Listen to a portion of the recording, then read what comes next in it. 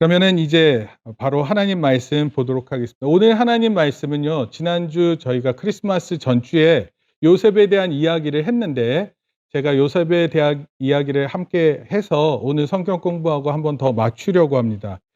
순차적인 거를 딱 맞춰서 나가기 위해서 오늘 한번 더 요셉에 대한 이야기를 하게 될 텐데요.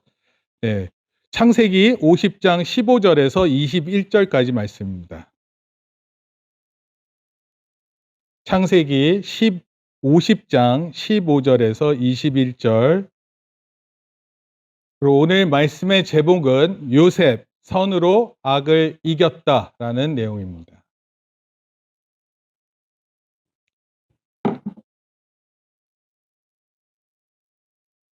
제가 한 절 읽고 우리 성도님들이 한 절 읽습니다. 네, 아직 넘기는 소리가 있어서. 다 찾았죠? 제가 15절 읽고 16절 읽어주시면 됩니다. 요셉의 형제들이 그들의 아버지가 죽었음을 보고 말하되 요셉이 혹시 우리를 미워하여 우리가 그에게 행한 모든 악을 다 갚지나 아니할까 하고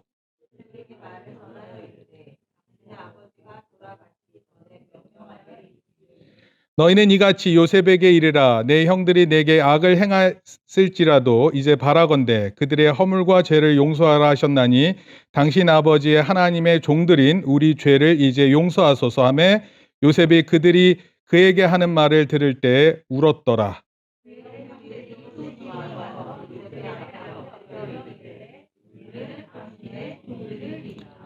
요셉이 그들에게 이르되 두려워하지 마소서 내가 하나님을 대신하리이까.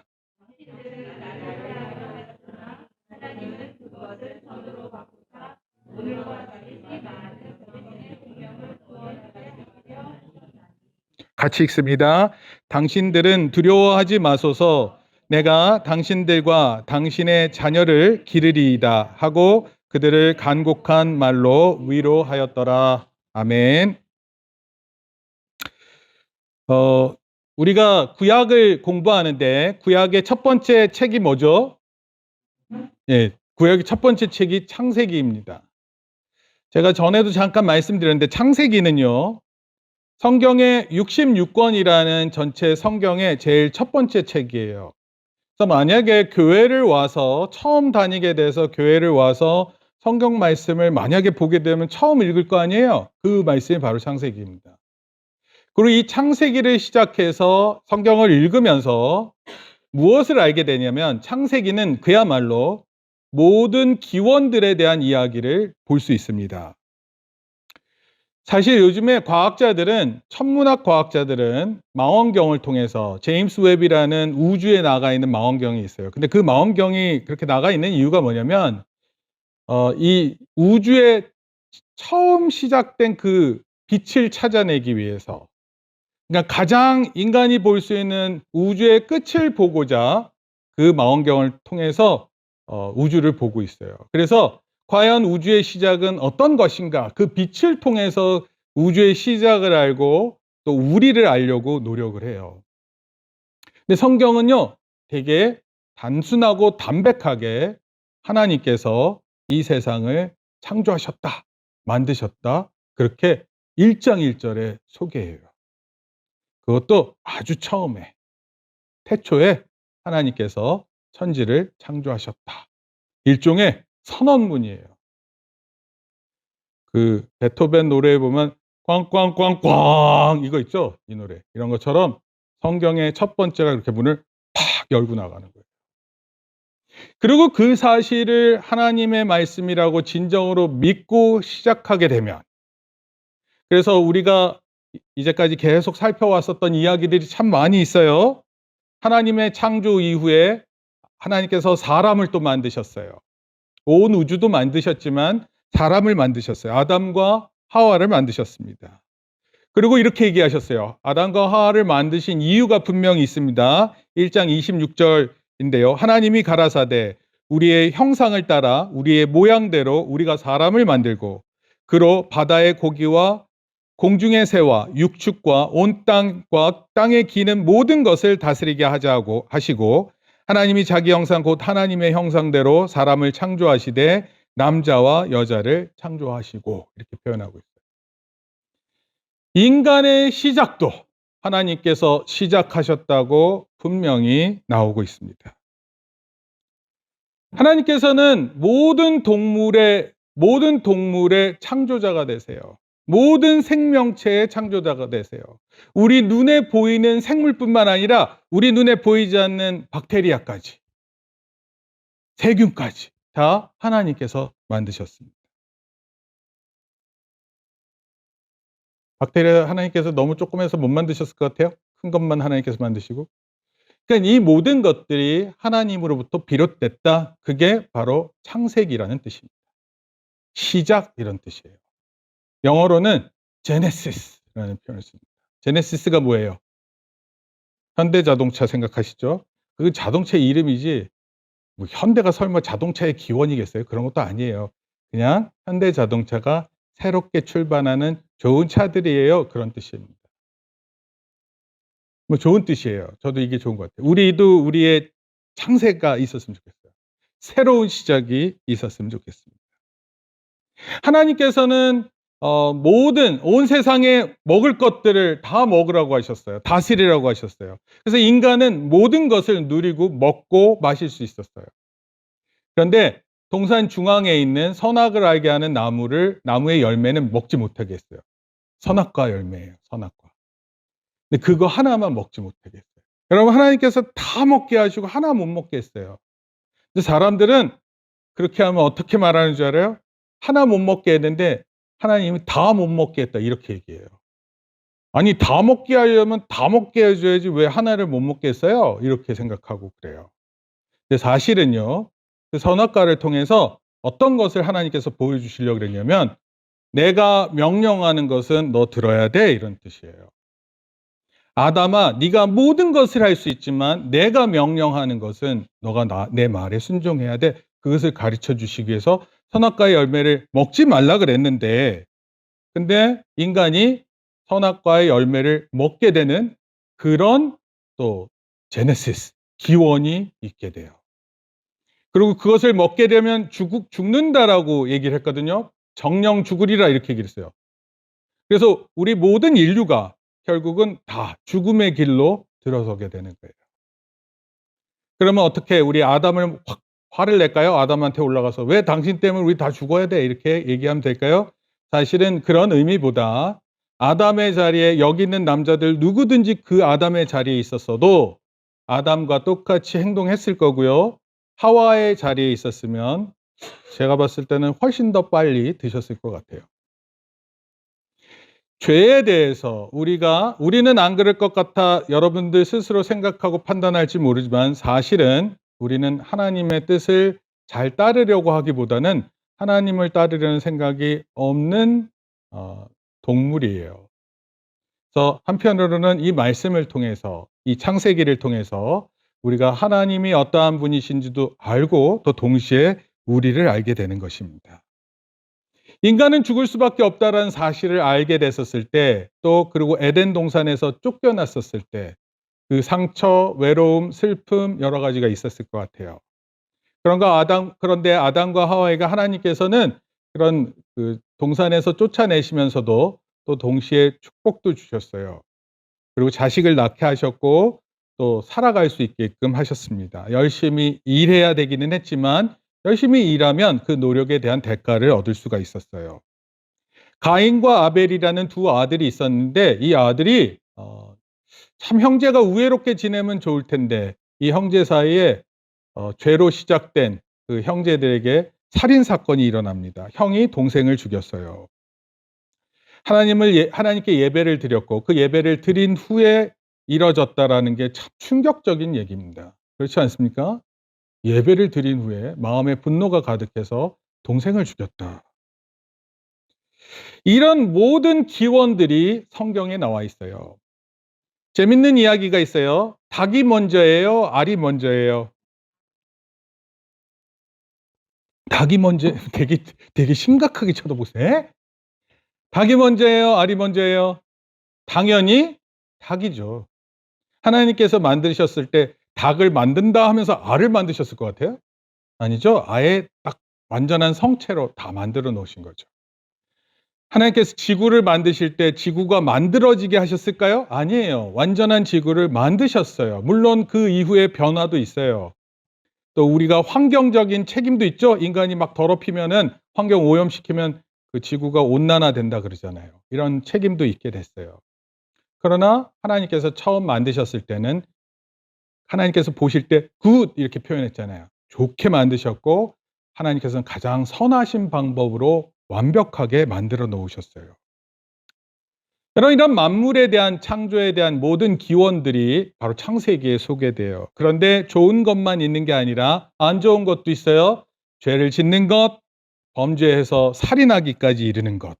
이 이후에 홍수 사건이 있게 되고 바벨탑 사건이 있게 돼요. 그 죄의 흐름이 점점 커가는 것을 보여줘요. 사실 많은 사람들이 오늘날 세대를 살면서 와, 세상이 악하다 이렇게 말하는 사람들 많아요. 근데 그 얘기는요, 사실 이때부터 그랬어요. 이때부터 변함없이 인간 사회는 악함을 향해서 달려가고 있는 것입니다. 여러분, 얼마나 사람들이 자기만 생각하는 줄 알아요? 남을 배려하는 경우는요, 자기가 충분할 때 배려한다고 해요. 근데 자기 충분이 어딘지를 모르고 자기 만족을 위해서 노력해요. 그러다 보니까 다른 사람을 배려하는 것이 너무 부족해졌습니다. 어찌됐건 그런 이야기들이 다 창세기에 있습니다. 이후에 하나님께서 아브라함이라는 인물을 선택했고, 오늘 우리가 말씀드리려고 하는 요셉에 대한 이야기는 아브라함, 첫 번째 아브라함, 두 번째 이삭, 따라할게요. 아브라함. 그 다음에 아브라함의 아들 이삭. 그 다음에 이삭의 아들 야곱. 그 다음에 야곱의 아들, 야곱의 11번째 아들 요셉. 그래서 오늘은 요셉에 대한 이야기를 할 거고요. 요셉이 선으로 악을 이겼대요. 여러분, 어떤 사람이 화가 났어요. 그래서 다른 사람한테 막 욕했어요. 그랬더니 그 사람이 또 그 듣고 싫어가지고 또 욕했어요. 욕하다가 한 대 때렸어요. 두 대 때렸어요. 세 대 때렸어요. 그렇게 되면 어떻게 돼요? 이런 식으로 사람이 싸우기도 하고요. 사람만 싸우는 게 아니에요. 사람들이 뭉쳐서 싸우기도 하고요. 그것이 커지면 전쟁이 되기도 합니다. 그러니까 이 세상은요, 지금도 전쟁이 있어요, 없어요? 우리한테는 없지만 우리 주변에 다른 국가들한테는 전쟁이 있어요. 그리고 우리도 지금 남한하고 북한하고 이 관계가 많이 긴장감이 고조됐어요. 어떤 사람이 그렇게 얘기했어요. 국지전이 발생할 수. 국지전이라는 게 뭐냐면 전면전은 그냥 국가 대 국가가 이렇게 전쟁을 하는 거고, 국지전은 조그맣게 사건을 일으키는 거예요. 근데 이런 일들은 우리나라에 굉장히 많았고, 그런 일들 때문에 한반도의 긴장감이 높아질 수밖에 없습니다. 그러면 우리 한국 사람들, 지금 우리들한테 가장 피해가 커요. 그런데 이런 일들이 어떻게 될지 아무도 예상할 수 없는 상황에 놓였습니다. 자, 서론으로 이렇게 말씀을 드리고 요셉의 슬픈 가정사에 대해서 조금 얘기를 할게요. 요셉은 11번째 아들이에요. 11번째 아들이면 솔직히 11번째 아들이면은 먹을 거 줄 때 그거 어떻게 그렇게 많이 사서 다닐 수 있을까요? 이때는 가뭄도 있었고 때로는 못 먹을 때도 있었었는데 아마 11번째 아들이면 굶주리기 딱 좋은 아이였을 거예요. 아프리카에 가면은 최소 5명을 낳는데요. 근데 아프리카는 잘 먹어요, 못 먹어요? 잘 못 먹어요, 생각보다. 근데 왜 5명을 낳냐고 물어봤어요. 근데 충격적인 대답이 들어왔어요. 5명을 낳아야 1명이 생존할 수 있다는 거예요. 와, 이거 무섭지 않아요? 그나마 1명이 생존할 수 있는 게, 그래서 5명을 낳는다고 합니다. 요셉은요, 아버지 야곱이 가장 사랑하는 아내인 라헬의 아들이었어요. 그 아내가 4명이 있어요. 아내가 4명이나 됐는데 그 아내 4명 중에 가장 사랑한 아내가 있었는데 그 아내가 라헬이었고, 라헬이 낳은 아들이 바로 요셉이었습니다. 11번째 아들인데 가장 늦게 태어났어요. 그런데 야곱은 특별히 사랑했습니다. 요셉은요, 형들이 잘못한 일이 있으면은 엄마, 아빠 하고 막 가가지고 말하는 거예요. 동생들이 막 이렇게 형하고 누나 오빠하고 언니 막 이렇게 일러 바치면 어때요, 마음이? 혼자 있는 사람들은 잘 모르죠. 근데 이런 거를 이렇게 잘 일러 바치는 사람들은요, 그런 동생을 싫어하죠. 그런데 요셉은요, 꿈을 꿨어요. 근데 그 꿈이 어떤 거였어요? 곡식단이 이렇게 절을 하는 거였고, 그 다음에 햇님과 달님과 별들이 절하는 꿈이었어요. 누구한테요? 요셉한테. 그러니까 가뜩이나 아빠가 혼자 좋아하는 아들인데 가뜩이나 또 그런 꿈까지 꿔서 얘기하니까 얼마나 미워했겠어요. 그래서 형들은 미워서 죽이려고까지 했습니다. 그런데 죽이지 않고 이집트의 노예로 팔았어요. 여러분, 한순간에 아버지로부터 사랑을 받던 아들이 한순간에 노예가 된 거예요. 그리고 형들은 요셉이 들짐승한테 죽임을 당했다 거짓말을 했어요. 야곱이 대략 90세쯤에 아들을 얻었어요, 요셉을. 그 나이가 많이 들었을 때 그 자식이 또 귀한 자식으로 느껴져서 아마도 그런 자식을 나이가 들다 보니까 이거 적당히가 없어서 그냥 특별히 좋아해서 그냥 채색 옷을 입혀 놓고, 여러분 채색 옷이라는 게 뭐야? 막 이렇게 우리 오색 저고리라 그래서 막 5색깔 들어가고 뭐 이러면 얼마나 화려해요, 색동 저고리 이러면은. 근데 지금 이렇게 주변을 보면은 색깔이 다 어때요? 제가 봤을 때 제일 파란색 모송이 하나만 눈에 탁 띄고 다른 분들은 뭐 네, 무채색에 가까운 색깔로 이렇게 블렌딩 되는 느낌. 어 그런데 이렇게 누군가를 편애하는 아버지에 대해서 형들의 마음이 어땠을까요? 형들은요, 사실 요셉을 미워하고 죽이려고 했지만 사실 형들은요, 아빠 야곱이 마음 아파하는 모습도 보고 싶어 했었던 거예요. 그래서 요셉한테 잘못된 일이 일어났다라는 거 보고 그 아버지 야곱이 막 충격받고 있는 모습을 보고 형들이 느끼는 거예요. 봐라.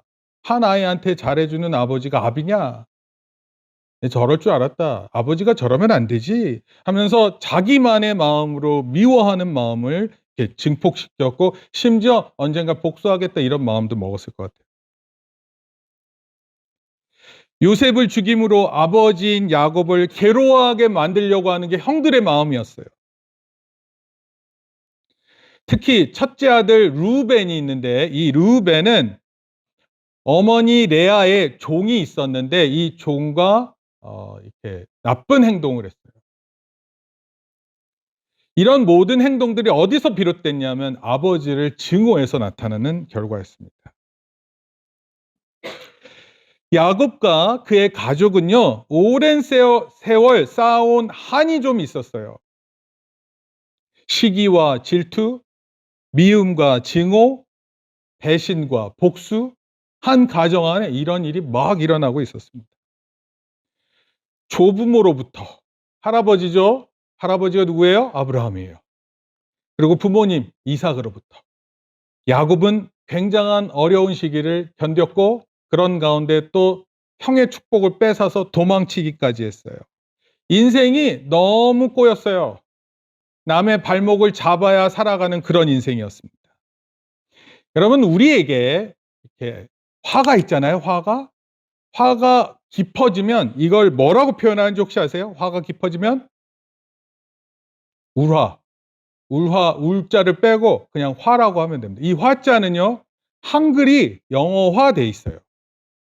슬픔이 깊어져서 나타나는 것이 화다라고 이렇게 표현을 해요.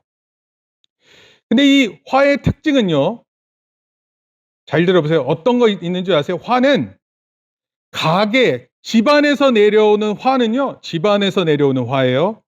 이거는 불가항력적이에요. 불가항력적이라는 건 뭐냐면 여러분들 이길 수 없습니다.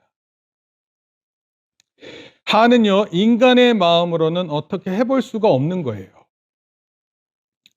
또한 화가 생기면 대부분 어떤 마음을 많이 갖냐면 남 때문이라고 탓을 해요. 쟤 때문이다. 저 사람 때문에 이런 일이 있는 거야. 그래서 반드시 그 탓을 할 만한 사람을 반드시 찾아내요. 김다모라고 탓을 할 수 있어요.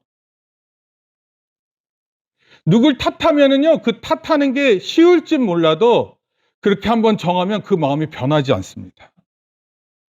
엄마들 때문이라고 얘기하고, 아빠 때문이라고 얘기하고, 형들 때문이라고 얘기하고, 이렇게 탓하는 거예요. 심지어 동생 탓도 할 수 있어요. 내가 하도 떠들어가지고 내가 아무것도 못하겠다고. 어제 이제 제가 학생 하나를 만났는데, 학생 하나가 뭐 저는 비교적 공부와 관련돼 있는 걸 만나는데, 그 학생은 대뜸 질문이 "아버지가 미운데 어떻게 해야 돼요?" 이거였습니다. "아버지가 미운데 어떻게 해야 돼요?" 그래서 아버지가 왜 미운지에 대한 이야기를 듣고 미워할 수밖에 없겠다라는 생각을 듣고, 얘가 기껏 해봤자 고등학교 1학년밖에 되지 않는 것을 생각하면서 "너가 할 수 있는 게 별로 없을 것 같아. 아마도 네 감정을 엄마 아빠한테 전달하는 것도 쉽지 않을 거야. 그런데 그 대신 일단은 마음의 힘을 키워야 되겠다." 얘기하고 나중에 시간이 나면 더 얘기를 듣고 돕기로 했어요. 그러면 한이라는 게, 화라는 게 뭐 나이가 들어야지만 있고 이런 게 아니에요. 어렸을 때부터 그게 키워져 가는 것입니다. 그리고 제가 제일 좋지 않은 게 뭐냐면, 결국 그래서 그 화가 내려오는데 그 화에 대해서 불가항력적인데, 그래서 남 탓을 하는 거예요. '저 사람 때문에 이런 일이 있다.' 근데 제일 안 좋은 게 뭐냐면 자기 탓을 하는 거예요. 어느 순간부터 자기의 탓을 하는 것입니다. '나 때문에 이렇게 된 거구나.' 여러분, 우리 한국 사회가 가지고 있는 이 모습을 보면요, 요즘의 특히 모습은 정말 보기가 싫습니다. 남 탓이 끝을 몰라요, 남 탓이. 그래서 지금 현재의 문제를 해결할 수 있는 능력도 없어 보여요. 그리고 도무지 그런 어떤 국민이 힘들어하고 어려워하는 것을 도와주려고 하는 마음보다는 도대체 마음이 어디에 가 있는지를 모르겠습니다. 심지어 약한 사람들에게 피해를 많이 입혀서라도 '내가 이익을 누려야 되겠다.' 이런 마음도 있는 것 같아요. 그러니까 제가 이런 생각을 하는 가운데 성경을 읽으면서 우리가 어떤 마음을 가져야 될까 생각하면요, 참 기가 막힙니다.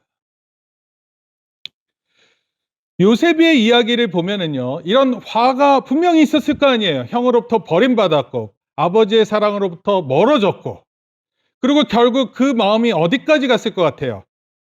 '하나님께서 나를 버리셨구나.'까지 생각했을 수 있었을 것 같아요. 하나님께서 나를 버리셨구나. 여러분, 알라딘이라는 거 알아요? 알라딘? 알라딘 뭐예요?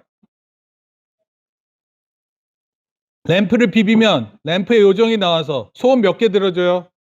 3개 들어줘요. 그리고 끝이에요. 저는 아마 7살 전에 다 썼을 것 같아, 3 개.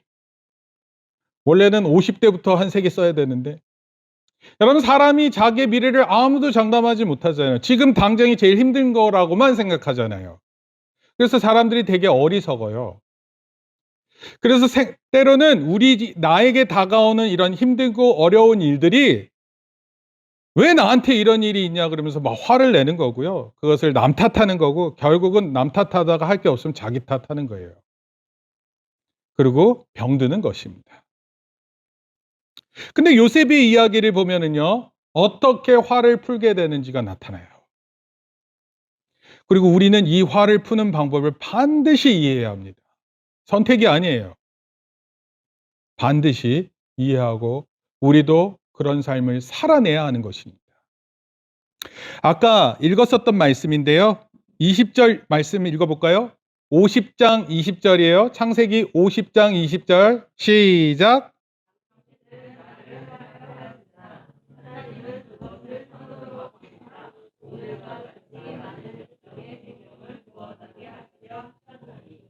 이 말씀이요, 이게 지금 창세기 50장 끝에 가 있는 말씀이에요. 요셉이 고난받을 때 이렇게 얘기하는 게 아니에요.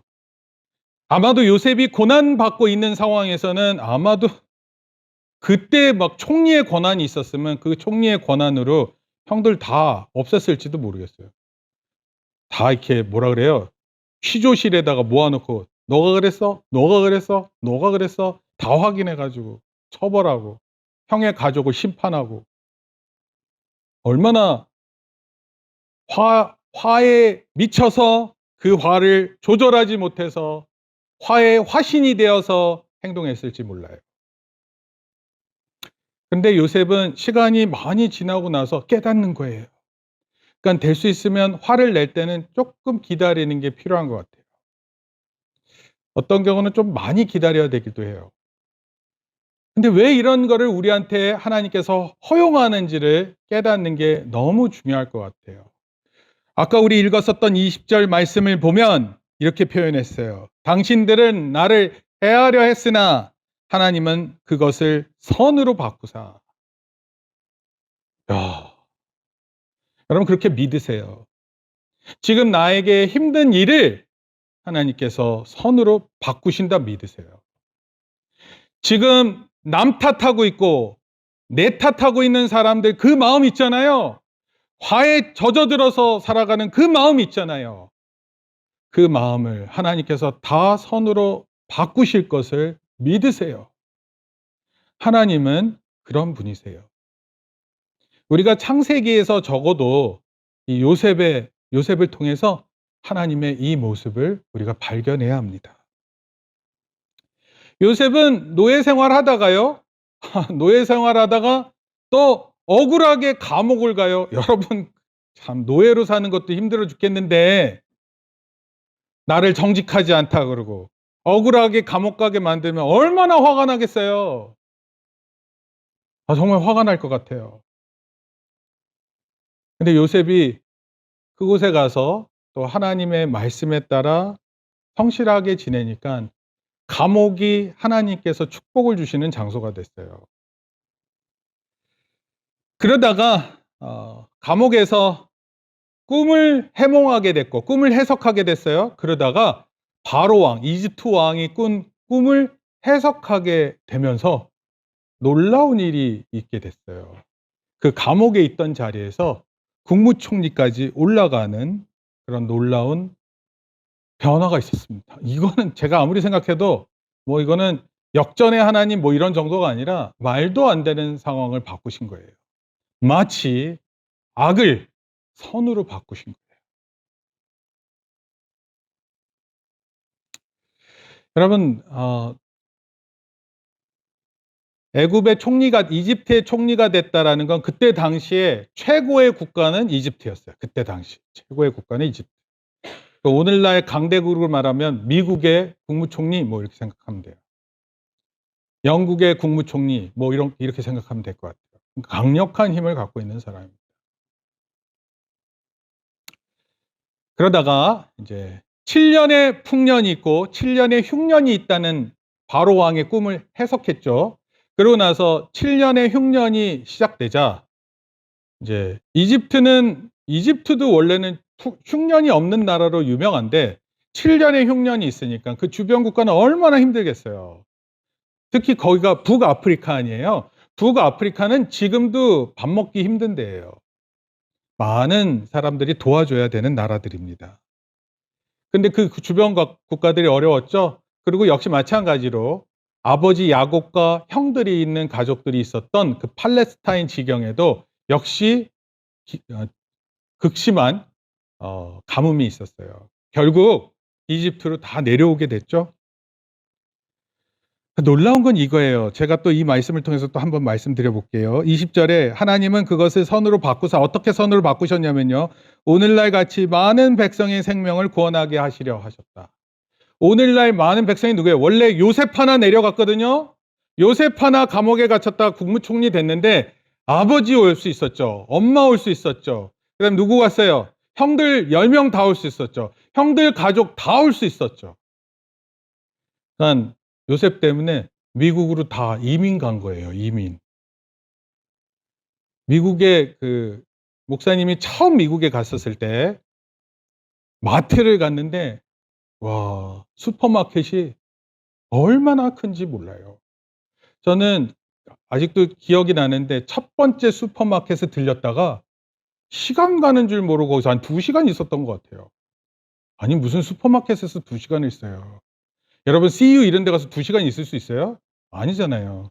왜냐하면 아일이라 그러는데 아일 이렇게 통로와 통로를 계속 지나가면서 물건들이 너무 많은데 그 물건들을 다 보면서 '이런 것도 있구나. 이런 것도 있구나. 와 이것도 먹고 싶다. 저것도 먹고 싶다. 와 이것도 사 보고 싶다. 저것도' 이게 얼마나 장난감 코너 별의별 게 다 있는 거예요. 먹을 것 상상을 못할 정도로 닭다리가 아니고 되게 커요, 닭이. 나중에 알게 됐는데 그 칠면조 다리였어요. 칠면조 다리는요, 하나를 먹는 게 한 끼예요. 한 끼가 될 수 있어요. 근데 그런 거 먹으면서 좋아했습니다. 풍요로워요.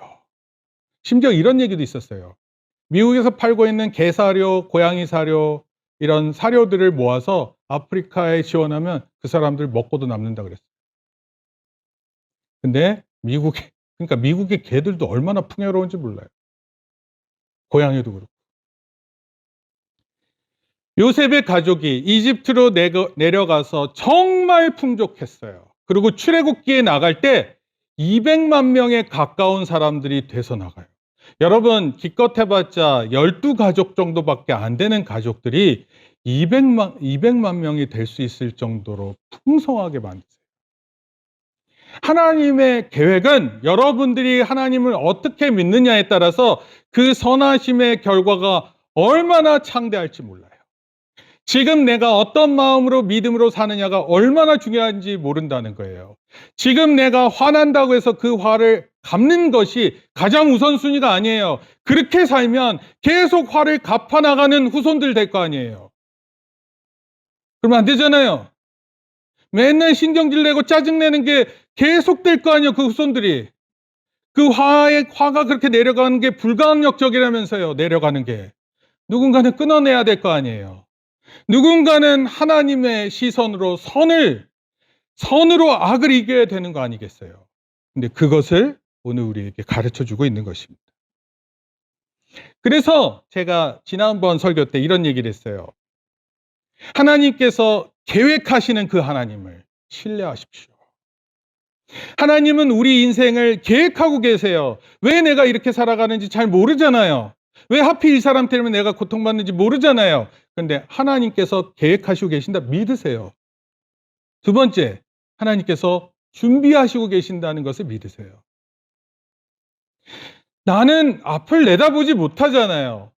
여러분 올해도 내다보지 못할 거 아니에요. 내년을 내다보세요. 내후년을 내다보세요. 어느 누구도 그런 거 미래 예측과 분석가 이런데 이 사람들 말할 때는 열심히 말하다가 틀리면 사라져요. 그리고 또 다시 나와가지고 언제 그랬냐는 듯이 또 얘기하고 그래요. 그런 게 아니고 하나님의 말씀은 하나님을 믿으면 하나님은 분명한 예측가이시고 반드시 악을 선으로 바꾸시는 하나님인 줄 믿으시는 것입니다. 그리고 세 번째로 여러분 보이지 않잖아요. 하나님. 보이지 않는 중에 우리를 보시는 하나님을 깨달으세요. 내가 감옥에 있다고 했을 때 요셉이 감옥에 하나님이 함께 계신다고 믿었어요. 그러니까 여러분 어느 곳에 있든지 그렇게 믿으세요. 목사님이 군대 이제 훈련소에 입소했어요. 훈련소에 입소를 해가지고 막 훈련을 받는데, 처음에 군인 훈련 받을 때 힘들어요. 아무것도 몰라가지고 이렇게 심지어 막대해요. 그리고 그 첫째 주에는 주말에 예배도 못 드렸어요. 예배도 못 가게 하더라고요. 그래서 예배를 못 드리게 해? 화가 났는데, 근데 어떻게 해요? 다 못 가는데. 그래서 그냥 저는 성경 말씀 읽고 예배하고 기도하고 그랬어요. 여러분 그런 여러 상황 가운데 아무것도 없다고 생각할 때 하나님을 찾는 게 참 놀라운 거예요. 그때 하나님을 예배하고 그때 하나님 말씀을 펴서 읽고 찬송을 부르고 이게 중요한 거예요. 여러분 가장 힘든 그 순간에 가장 어렵다고 생각하는 가운데 성경을 펴서 하나님 말씀 읽고 그 하나님께 기도하는 것, 또 그 하나님께 찬양하는 게 이게 보이지 않는 하나님을 신뢰하는 거예요. 따라서 이것을 믿었던 요셉은, 잘 들으세요. 두 가지만 제가 말씀드릴게요. 요셉은 어떻게 했느냐고요? 고난을 불평하지 않았어요. 그리고 믿음을 가지고 기뻐했어요. 여러분 막 힘든데 어떤 힘든 사람이 있어요. 누가 봐도 힘든 사람이에요. 근데 그 사람이 항상 웃고 지내요. 그러면 우리 뭐라 그럴까 그런 사람을? "왜 저래?" 그렇게 얘기해요? 여러분 그 사람 잘 이해 안 돼요. 이해할 수 있을 것 같아요?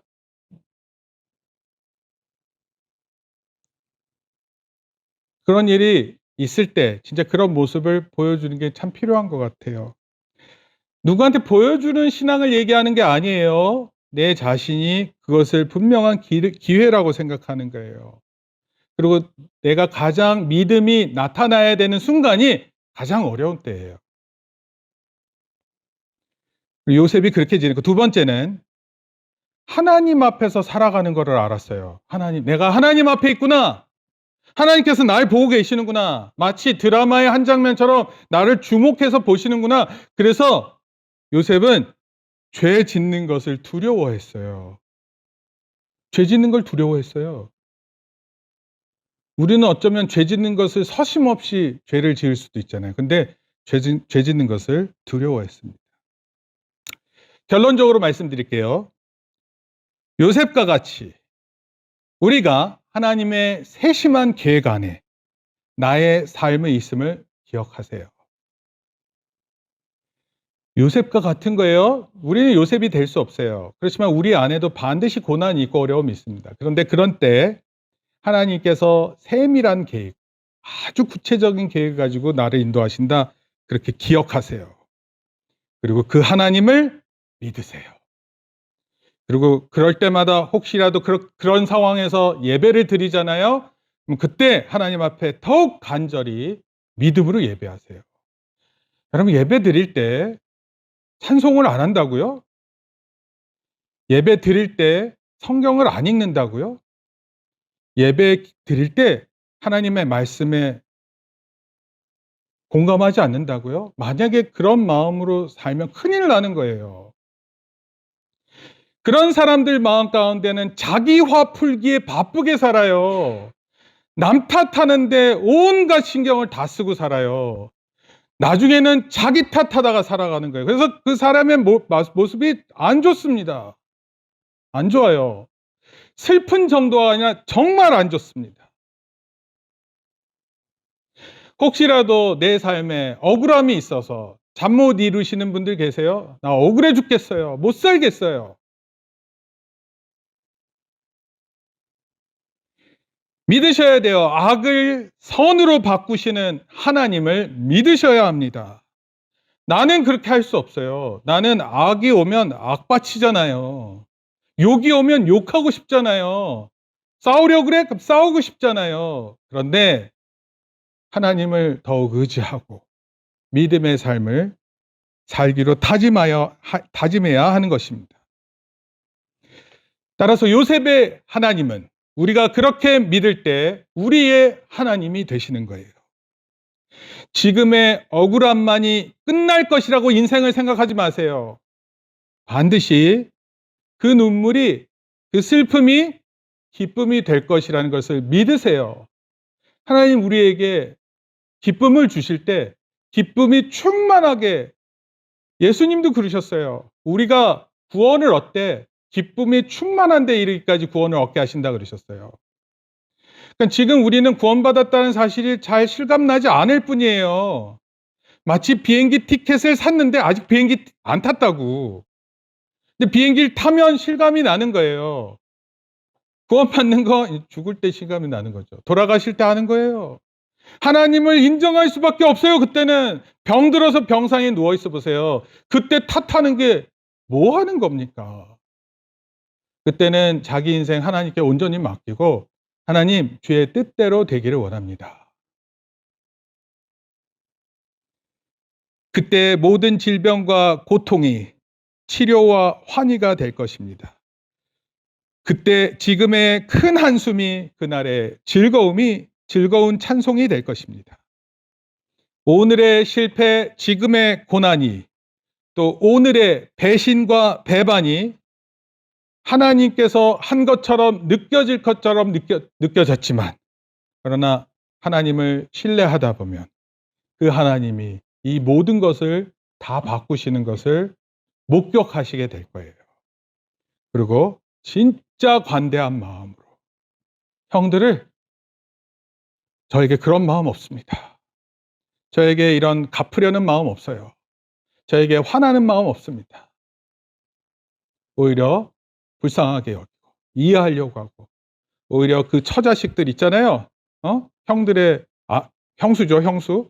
그리고 그 자식들 있잖아요. 그 자식들을 잘 되기를 바라고 그렇게 하는 진정한 믿음의 사람이 되는 겁니다.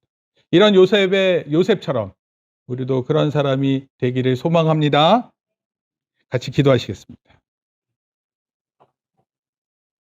고난을 불평하지 않고 묵묵히 믿음과 기쁨으로 살았던 요셉처럼 하나님 우리도 우리의 삶 속에 쉽게 불평하지 않게 하시고 하나님 살아계심을 기억하고 오늘 나의 모든 일거수일투족을 하나님께서 보고 계신다는 것을 기억하고 살아가는 믿음의 사람들 되게 도와주시옵소서. 아무것도 할 수 없을 정도로 힘들고 고통스러울 때는 그때 주여 성경을 펴고 하나님의 말씀을 읽고 특히 창세기 50장 20절 말씀을 읽고 그리고 기도하고 찬양하는 우리 모든 성도되게 붙들어 주시옵소서. 예수님의 이름으로 기도합니다. 아멘. 이제는 우리 주 예수 그리스도의 은혜와 하나님 아버지의 크신 사랑과 성령님의 감화 감동 교통하심이 이제 요셉의 이야기를 듣고 우리의 불편한 마음이 이어지지 않기를 다짐하고 선으로 악을 반드시 갚겠다고 다짐하고 또 하나님께서는 우리의 모든 악한 것마저도 선으로 다 바꾸실 것을 기대하고 돌아가는 모든 성도들 머리 위에 또 사랑하는 자녀들 머리 위에 이제로부터 영원토록 함께 있을지어다. 아멘.